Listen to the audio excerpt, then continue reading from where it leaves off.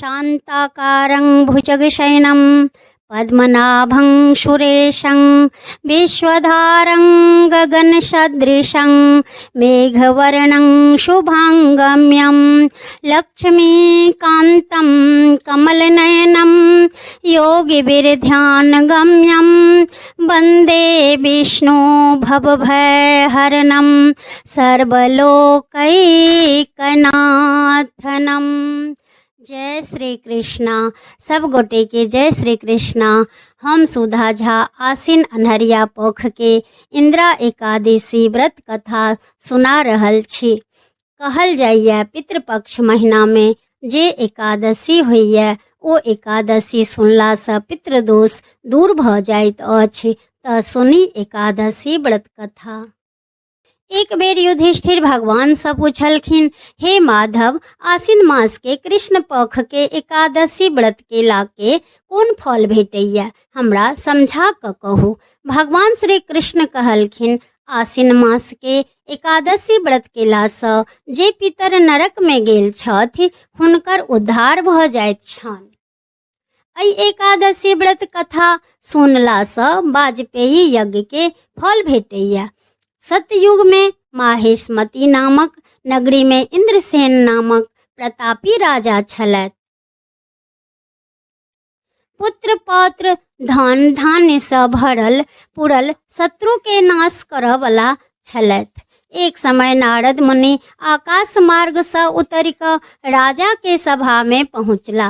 राजा आसन से उठी क नारद जी के बैसय लेल आसन देलखिन और पूछलखिन, हे देव, अहाँ के की आज्ञा अछि।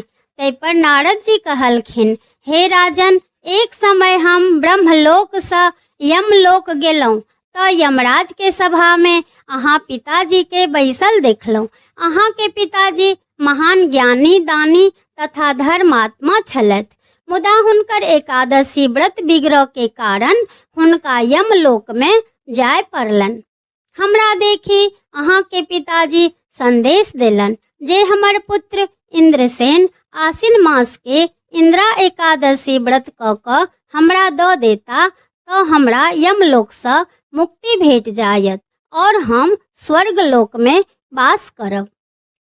राजा जहन ई बात सुनलन तो बहुत दुख भेलन। नारद जी से पूछलखिन, हे मुनि श्रेष्ठ, इंदिरा एकादशी व्रत के विधि बताओ। नारद जी कहलखिन, हे राजन, आसिन मास दशमी के दिन स्नान क क श्रद्धा पूर्वक पितर के कर्म करऽ के चाही और ओई दिन एक समय भोजन क क पृथ्वी पर शयन करऽ के चाही और एकादशी के दिन भक्ति पूर्वक निराहार व्रत क क भगवान विष्णु से प्रार्थना करऽ के चाही।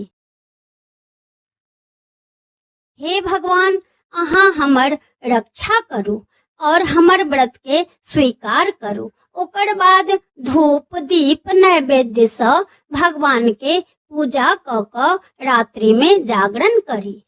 एकर उपरांत द्वादशी के दिन मौन रही क ब्राह्मण के दक्षिणा देला के बाद बंधु बांधव सहित भोजन करी।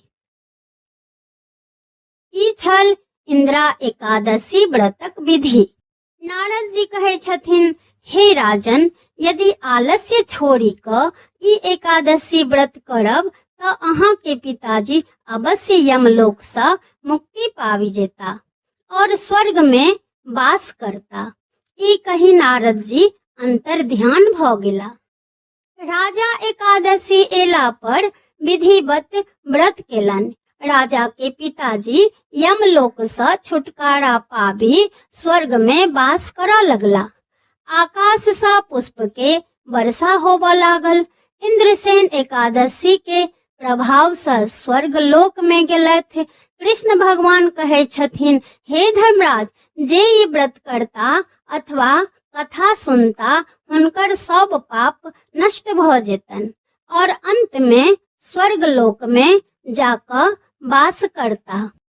ई छल इंदिरा एकादशी यानी पितृ एकादशी व्रत कथा। त सब गोटे के राधे राधे। जय श्री कृष्ण।